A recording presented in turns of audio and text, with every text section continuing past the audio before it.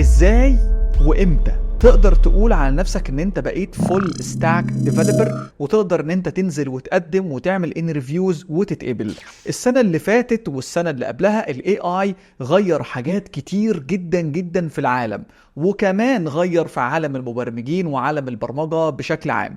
وعايزين نشوف مع بعض ايه الخطوات اللي احنا ممكن نمشي عليها نبقى فول ستاك من البدايه لحد ما نوصل ان احنا نبقى ناس محترفين ونقدر ننزل الشغل. فيلا بينا. السلام عليكم، ازيكم وعاملين ايه؟ يا رب تكونوا بخير وفي احسن حال. انا علي شاهين، سوفت وير تيم ليدر وتكنيكال كونسلتنت والمدير التنفيذي لشركه اي تي ليجند. لو عايز تستفيد من خبراتي في البرمجه وفي البيزنس وفي الحياه اشترك في القناه عشان ما يفوتكش اي حاجه من الحاجات اللي احنا بنعملها. وعاوز اقول لك كلمه صغيره بس في ودنك، بس ما تقولهاش لحد، ان احنا قريب جدا هنطرح كورس من الكورسات بتاعتنا على منصه اي تي ليجند بشكل مجاني في مبادره مجانيه، بس هتنزل على قناه اي تي ليجند. هتلاقي اللينك في الديسكربشن، اشترك فيها عشان تستنى المبادرة دي وتبقى واحد من الناس اللي خدوها. اللهم بلغت اللهم فد. مجال الويب من اكتر المجالات اللي مطلوبة في سوق العمل، ان كان في السوق العربي او الميدل ايست بشكل عام، او ان كان في اوروبا وامريكا واماكن تانية كتير. والحقيقة ان مهما كان في تطورات في مجال البرمجة، يظل مجال الويب هو المجال صاحب اكبر عدد وظائف مطروحة في سوق العمل. بغض النظر الوظائف دي انت بتاخد فيها فلوس كام، ولكن هي الوظائف الاكثر بشكل عام. واي حد بيبتدي مجال البرمجة وبيكون لسه في البداية بننصحه ان هو يشتغل في مجال الويب، لان هو يقدر من مجال الويب ان هو يتحول لاي مسار تاني او اي تخصص تاني بمنتهى السهولة، وكل الحاجات اللي هو اتعلمها هتفيده في اللي هو داخل عليه فيما بعد.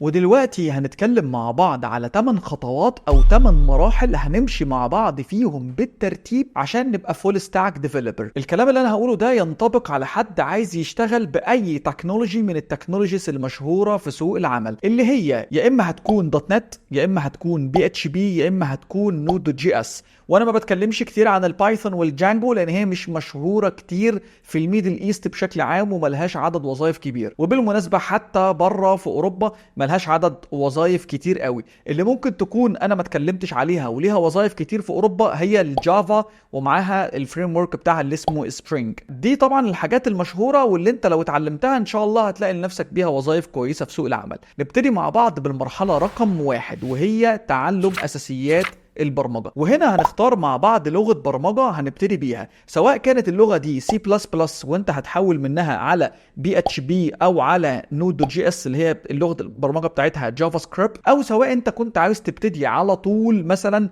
بحاجة زي السي شارب او حاجة زي البي اتش بي او ايا كان.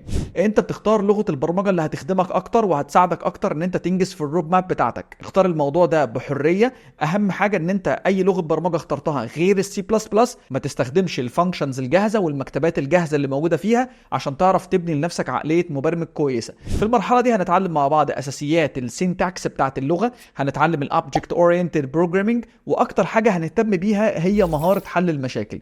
هنحل بروبلمز كتير جدا من على مواقع البروبلم سولفنج. هتبتدي تشتغل على مواقع مثلا زي هاكر رانك او ليت كود او كود وارز او اي موقع من المواقع دي، وتدخل تحل عدد كبير من المسائل. ومش مهم ان انت تحل عدد كبير من المسائل على قد ما انت يكون في تنوع ويكون في تدرج في المسائل دي. ولو انت عاوز تعرف عن موضوع حل المسائل ده اكتر هسيب لك فيديو دلوقتي انا كنت متكلم فيه عن ازاي تبتدي في موضوع البروبلم سولفنج ده وتوصل فيه لمستوى كويس. هيظهر دلوقتي عندك في الاي وهتلاقيه برضو موجود في الديسكربشن. بعد ما نخلص المرحله دي ونكون حلينا مشاكل كويس هنبقى جاهزين نخش على المرحله اللي بعدها. المرحله اللي بعدها مرحله التعمق في الداتا ستراكشر والالجوريثمز. طبعا هي الداتا ستراكشر والالجوريثم هي حاجه مبنيه عليها علم البرمجه بتاعنا اصلا. يعني وانت بتتعلم لغه البرمجه انت كده كده بتتعرف على داتا ستراكشر والجوريثم وانت شغال. لكن في المرحله اللي انا بكلمك فيها دي احنا هنتعمق اكتر. حاجات مثلا في الداتا ستراكشر زي اللينكد ليست، زي مثلا التري، حاجات مثلا زي ازاي الداتا ستراكشرز اتكونت في لغه البرمجه اللي انت بتشتغل بيها، وليكن مثلا سي شارب. فانت تعرف مثلا يعني ايه الجينيريك ليست اتبنت ازاي، الديكشنري، الهاش سيت، السورتد ليست، الكلام ده كله تشوفها وتشوف هي ازاي اتبنت. فده بالنسبه للداتا ستراكشر. بالنسبه للالجوريثم، انت هتشوف الالجوريثمز المشهوره تدرسها الاول وتفهمها، زي مثلا السورتنج والسيرشنج والكومبريشن وغيرها من الالجوريثمز المشهوره. بعد كده هنبتدي نخش مع بعض على مرحله تانية من حل المشاكل، ولكن هتكون مخصصه لموضوع الداتا ستراكشر والالجوريثم ده. وهنا ده مستوى اعلى من حل المشاكل، ومستوى مهم جدا ان انت تدخل فيه وتعرف يعني ايه بيج او نوتيشن، وتعرف ان انت تحسن ازاي البرفورمانس بتاع الكود بتاعك والكلام ده كله. هنا انت بتبتدي تبني عقليه قويه كمبرمج. والمرحله رقم 1 والمرحله رقم 2 ما بننصحش تماما ان انت تتعلمهم على اي حاجه فيها جي يو اي، لازم تتعلمهم على الشاشه السوداء، الشاشه بتاعه الكونسول. وانصحك ان انت قبل ما تعدي اي مرحله تبتدي ان انت تختبر نفسك فيها. ممكن تستخدم الذكاء الاصطناعي تشات جي بي تي او غيره في ان هو يجيب لك امتحانات وتحلها. ممكن تشوف مواقع كتير موجوده على الانترنت في ان انت تحل امتحانات على الحاجه اللي انت درستها، عشان تتاكد ان انت كده ماشي على التراك الصحيح وان انت مفيش حاجه نقصتك. نيجي على المرحلة رقم 3 اللي في ناس بيقولوا عليها انها مش مهمة او مش ضرورية، وانا هوضح لك بالظبط التفاصيل بتاعتها. مرحلة السوليد برينسيبلز والديزاين باترنز. بص يا صديقي العزيز، الحتة دي مهمة جدا ان انت يكون عندك معلومات فيها، مش لازم تكون معلومات عميقة. هناخد جزء منها دلوقتي وهنأجل الجزء التاني بعد ما تتعلم التكنولوجي بتاعتك. الجزء اللي احنا هناخده هو السوليد برينسيبلز. واشمعنى هناخد السوليد برينسيبلز؟ عشان انت مش هتتعلم اي تكنولوجي بتاعه ويب غير لما هتحتاج حاجة اسمها الديبندنسي انجكشن. الديبندنسي انجكشن دي انت هتدرسها جوه السوليد برينسيبلز وهتفهمها بشكل كويس، وعشان انت نفسك لما تيجي تكتب كود تعرف تكتب كلين كود وتعرف الفرق بين الكود الكويس والكود اللي فيه مشاكل. فاتعلم السوليد برينسيبلز وحاول تطبقها على مشروع. بقيه الديزاين باترنز والاو او دي ممكن ناجلهم ان شاء الله بعد ما نخلص التكنولوجي زي ما احنا اتفقنا. وكده نبقى خلصنا المرحله رقم 3 وجاهزين على طول ندخل المرحله رقم 4. المرحلة رقم 4 اللي احنا واقفين فيها دلوقتي هي أساسيات قواعد البيانات. وأساسيات قواعد البيانات أنا مش عاوزك تدرسها جوه التكنولوجي بتاعتك عشان ما تبقاش مبرمج ضعيف. لازم تدرس الداتابيز بشكل منفصل وتدرسها على المانجمنت ستوديو بتاعت الحاجة اللي انت هتشتغل بيها. يعني لو سيكوال سيرفر ادرسها على المانجمنت ستوديو بتاع السيكوال سيرفر، لو بي اتش بي هتدرس ماي اس كيو ال، لو انت نود جي اس هتدرس مونجو دي بي. فانت حسب التكنولوجي اللي انت ناوي تكمل بيها ممكن تدرس الداتابيز بتاعتها. وهنا محتاجين نتعلم شوية حاجات مهمة. تعال معايا كده عشان افهمك. اول حاجة محتاجين نتعلم اساسيات السيستم اناليسز. محتاجين نتعلم نعمل اناليسز ازاي للمشروع بتاعنا. يعني ايه functional requirement، يعني ايه non functional requirement، يعني ايه DFD diagram، يعني ايه use case diagram. نفهم شوية حاجات عن اليو ام ال بشكل عام. ده هيساعدنا ان احنا لما نمسك مشروع نعرف نحلله كويس عشان نقدر ان احنا نبني الاي ار دي اللي هي التخطيط بتاع قواعد البيانات. فانا محتاجك تخرج تبقى شاطر الى حد ما في ان انت بتعرف تعمل الاي ار دي. بعد كده هنتعلم بقى ازاي نعمل التيبلز دي على الاس كيو ال، وهنتعلم ازاي نعمل الاوامر الاستدعاء بتاع البيانات في الاس كيو ال، نتعلم الستورز بروسيدورز، الفيوز، التريجرز، نتعلم حاجات مثلا على الاندكسز وازاي نحسن البرفورمانس بتاع الكويريز بتاعتنا. كل دي حاجات هنتعلمها جوه الجزء بتاع الداتابيز. لو حاجه من دول فاتتك صدقني انت هيفوتك جزء كبير جدا من مرحله الفول ستاك. وارجوك ما تعملش سكيب للمرحله دي، ارجوك. انا عارف ان في ناس قليله هم اللي بيعلموا الداتابيز از ات از جوه الدبلومات الفول ستاك بتاعتهم، بس معلش دور على حد يعلمك الكلام ده، والكلام ده موجود ما تقلقش. يعني بعد ما تخلص قواعد البيانات دلوقتي بقينا جاهزين للمرحله اللي بعدها، المرحله رقم 5. المرحلة رقم 5 هنسميها مرحلة الفرونت اند. دلوقتي هنتعلم الحاجات اللي في الفرونت اند اللي احنا محتاجينها عشان نخش على التكنولوجي بتاعتنا. مش عاوزك تتعمق في كل حاجة في الفرونت اند دلوقتي، هنأجل الكلام ده المرحلة جاية ان شاء الله. محتاجين دلوقتي ان احنا نتعلم HTML، CSS، جافا سكريبت، بوتستراب. والجافا سكريبت انت لو عايز تتعلم جزء منها دلوقتي وجزء وانت بتتعلم التكنولوجي مفيش مشكلة. عاوز تقفلها كلها في المرحلة دي برضه مفيش مشكله، لكن ضروري ان انت تكون متعلم الحاجات دي قبل ما تخش على التكنولوجيز بتاعه الويب. وطبعا انت ممكن تدرس الحاجات اللي فاتت دي كلها بطريقه، يعني مثلا ممكن تدرس الكلام ده كله مثلا يوزنج السي شارب والسيكوال سيرفر والكلام ده كله، وممكن في الاخر تيجي تحول في المرحله اللي جايه وتروح مثلا لارافيل او تروح مثلا نود جي اس، عادي على فكره مفيش اي مشكله. ولكن المهم ان انت لو ماشي على تراك واضح وعارف انت بتعمل ايه، ده هيوفر عليك وقت اكتر بدل ما انت تضيع وتحرق وقتك على الفاضي. كده خلصنا المرحله رقم 5 وتعلمنا الفرونت اند، وضروري ان انت تعمل لنفسك بروجكت، ويا ريت يكون موقع شخصي او موقع اي كوميرس او ايا كان، عشان تثبت فيه ان انت اتعلمت المهارات بتاعتك والدنيا معاك تمام. دلوقتي هنخش على المرحله رقم 6. المرحله رقم 6 بدايتها اختيار الفريم ورك المناسب، وزي ما قلت لك برشح لك يا اما الاي اس بي دوت نت كور، يا اما اللارافيل، يا اما النود دوت جي اس. اخترت التكنولوجي بتاعتك، محتاجين نتعلم هنا شويه حاجات مهمه جدا. زي ايه؟ اول حاجه تتعلم اساسيات الويب، ايه هو الويب وبيشتغل ازاي، ويعني ايه اتش تي تي بي والفرق ما بينه وبين الاتش تي تي بي اس، وازاي الريكوست بيتهندل، ويعني ايه سيرفر وكلاينت، وكل التفاصيل دي كلها. وبعدين محتاجين نتعلم مع بعض بقى ازاي نبني صفحات ونبني لوحه تحكم من خلال الفريم ورك اللي انت بتشتغل بيه. محتاجين ازاي نتعامل مع قواعد البيانات من خلال الاورمز اللي ما هتبقى موجوده عندك في التكنولوجي بتاعتك، اللي هي عندنا في الاي اس بي دوت نت اسمها الانتيتي فريم ورك، واللي انت ما ينفعش تقول على نفسك جاهز لسوق العمل من غير ما تكون متعلمها. ومش كفايه خالص ان انت تكون متعلم الادو دوت نت وتقول انا كده جاهز وهنزل سوق العمل، دي مرحله. لكن المرحله الاعلى منها اللي هتجهزك تنزل سوق العمل ان انت تكون فاهم كويس جدا ازاي تتعامل مع الانتيتي فريم ورك. المرحله اللي بعدها تتعلم ازاي تتعامل مع الاي بي ايز، ازاي انت تعمل اي بي ايز، وازاي تعمل كولينج لاي بي ايز، وازاي تعمل انتجريشن ما بين السيستم بتاعك وبين سيستمز تانية. المرحله اللي بعدها ان انت تتعلم السكيورتي جوه الفريم ورك بتاعك، تتعلم يعني ايه اوثنتيكيشن، يعني ايه اوثرايزيشن،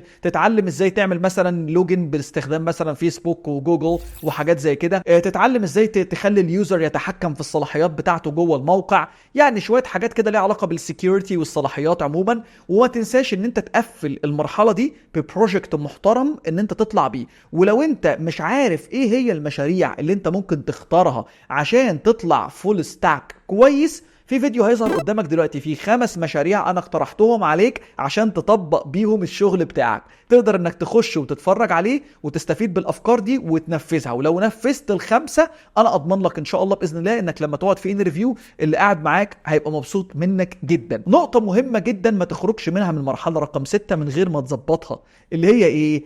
اوعى تهمل الجانب النظري. اوعى تقول انا هبقى راجل بتاع عملي شاطر وبعمل مواقع شاطر والكلام ده كله، بس النظري ده مش مهم بالنسبه لي، انا هعديه وهفوته، ولما اقعد في الانترفيو هقول له اديني سلاح وانا حارب. مفيش الكلام ده، هتتسال في النظري وهتتسال في العملي، عشان الناس بيركزوا هنا في المرحله العمليه بس، بيهملوا الجانب النظري تماما. دلوقتي احنا جاهزين تماما ندخل على المرحله رقم 7. المرحلة رقم 7 هي مرحلة تكميلية، بنكمل فيها الحاجات اللي نقصتنا في كل اللي فات. هنكمل الجزء بتاع ال OOD اللي هو الديزاين باترنز. هنتعلم الديزاين باترنز ونتعلم ازاي نابلاي الديزاين باترنز دي جوه التكنولوجي بتاعتنا، وهنتعلم الحاجات اللي نقصتنا في الفرونت اند.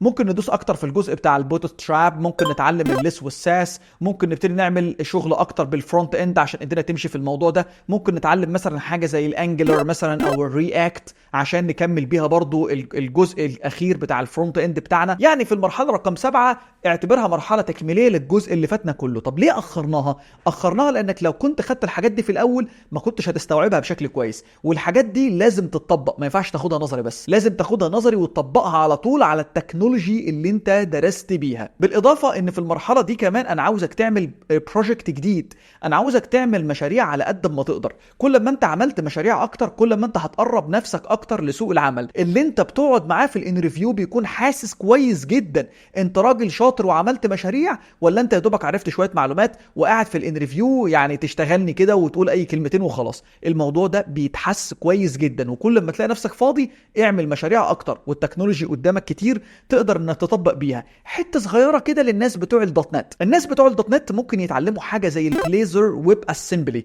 بدل ما يتعلموا الانجلر والرياكت، لان هي ابتدت تنتشر في سوق العمل بشكل كويس، وهي قريبه جدا من بيئه الدوت نت وبتسرع انتاجيه الدوت نت ديفلوبر بشكل لا تتخيله. فدي طبعا ممكن تبقى حاجه اضافيه برضو في المرحله دي هتساعدك جدا جدا. دلوقتي احنا جاهزين ندخل على المرحله رقم 8، وهي مرحله الاي اي، وهي مرحله برضو تعتبر تكميليه وهندخل معانا فيها كمان الاي اي. اول حاجه محتاجينك تتعلم عن الجيت والجيت هاب وازاي ترفع المشاريع بتاعتك عليها، وعايزينك تتعلم عن الهوستنج وازاي تشتري هوستنج، وازاي ممكن تشتري مثلا سيرفر وتجهزه بايدك من البدايه لحد النهايه. عاوزينك هنا تتعلم كمان ازاي تتعامل مع الاي اي بشكل افكتيف. طبعا وانت بتتعلم انت هتبقى اصلا عرفت ازاي تتعامل مع تشات جي بي تي وبارد والكلام ده كله، ولكن هنا انا عاوزك تتعلم الاي اي عشان يساعدك اكتر في الانتاجيه، ازاي تخليه يساعدك في الانتاجيه بحيث ان انت بدل الحاجه اللي بتعملها في 4 ساعات تعملها في ساعه. في المرحله دي عاوزك تركز في الجزئيه دي اكتر، وطبعا ما كنتش عايزك تركز برضو فيها قوي في اللي فات، لان انا كنت عاوزك تبني كل حاجه من البدايه عشان تمشي ايدك وتتعود على الكلام ده كله بنفسك. بالاضافه ان انا عاوزك تتعلم ازاي تعمل انتجريشن مع الاي اي، ازاي ممكن تانتجريت مع حاجه زي تشات جي بي تي، ازاي تتعامل مثلا مع حاجه زي مايكروسوفت ايجر اللي هو فيه جزء كبير جدا فري تقدر تتعامل فيه مع الاي اي وتانتجريته عندك بكل اشكاله. وطبعا دي حاجه جميله جدا وتسهل عليك ازاي ان انت ممكن تشوف حد بيشتغل فعلا اي اي يعمل لك مثلا اي بي ايز مثلا بالبايثون، وانت تاخد الحاجه دي وتحطها جوه المشاريع بتاعتك. ده وقته يا جماعه، احنا خلاص في زمن الاي اي، فلازم نبتدي نتعلم ده ونعرف ازاي نوصل له ونحطه جوه المشاريع بتاعتنا عشان نواكب التطور السريع اللي عمال يحصل معانا. وفي المرحله دي هنصحك برضو ان انت تعمل مشروع ويكون المشروع ده بينتجريت مع الاي اي باي طريقه من الطرق اللي انا كلمتك فيها في الجزء اللي فات. وطبعا ان شاء الله باذن الله ممكن اعمل لكم فيديو اتكلم عن افكار مشاريع ممكن ان انت تحط فيها الاي اي وتحطه ازاي ومنين. اعتقد ان شاء الله باذن الله هتبقى حاجه مفيده جدا بالنسبه لكم. بعد ما انت خلصت ال8 مراحل دول تقدر ان انت تعمل لنفسك سي في كويس، تقدر تعمل لنفسك لينكدين بروفايل كويس وتحط عليه شغلك ومشاريعك وتبتدي تقدم على شغل ان شاء الله، وباذن الله ربنا يوفقك لشغلانه كويسه. اللي انا حابب اقوله لك ان احنا في اي تي ليجند عندنا دبلومات للويب والفول ستاك بتوصلك لمرحله كويسه جدا بنفس ال8 مراحل اللي انا اتكلمت عنهم من شويه، منهم دبلومه الدوت نت اللي انا عاملها بنفسي، ومنهم دبلومه النود جي اس، وقريبا البي اتش بي ان شاء الله. وكمان احب اقول لك ان قريب هنعلن عن كورس الويب بالمستوى الثاني، واللي انت لو اشتركت دلوقتي في دبلومه الويب اللي اللينك بتاعها موجود في الديسكربشن هتقدر ان انت تاخده مجانا على دبلومه الويب اللي انت اشتركت فيها. يعني مش هيطلب منك ان انت تدفع فلوس اكتر من اللي انت دفعتها، على الرغم من ان الدبلومه هتغلى بعد ما ينزل المستوى الثاني ان شاء الله. المستوى الثاني اللي هيبقى فيه مشروع جديد تماما غير المشروع اللي كان في المستوى الاولاني، وهيكون فيه كمان محاضرات تفاعليه على زوم هتبقى موجوده للمتابعه، وهيكون كمان في بعض الهدايا الجميله اللي انت هتاخدها فوق الدبلومه كلها بشكل عام. اتمنى يكون الفيديو فادك، ولو فادك اعمل له لايك وشيره مع اصحابك، واشوفك على خير ان شاء الله في فيديو جاي. سلام عليكم.